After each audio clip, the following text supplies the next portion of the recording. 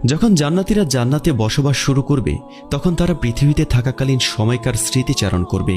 তখন তাদের বন্ধুদের কথা মনে পড়ে যাবে। তারা ফেরেশতাদের জিজ্ঞেস করবে, আমি তো আমার সেই বন্ধুকে জান্নাতে দেখছি না, সে কোথায় আছে?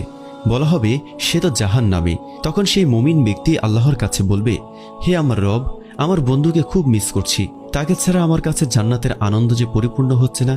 অতঃপর আল্লাহ সুবহানাহু ওয়া তাআলা আদেশ করবেন অমুক ব্যক্তিকে জাহান্নাম থেকে বের করে জান্নাতে প্রবেশ করানোর। তার বন্ধু জাহান্নাম থেকে রক্ষা পেল এই কারণে নয় যে সে রাতভর ইবাদত করত কিংবা কোরআন পড়ত, বেশি বেশি সাদকা করত, দিনের পর দিন রোজা রাখত, বরং সে মুক্তি পেল কেবলই এই কারণে যে তার বন্ধু তাকে স্মরণ করেছে। তার জান্নাতি বন্ধুর সম্মানের খাতিরে তাকে জাহান্নাম থেকে মুক্তি দেওয়া হয়েছে।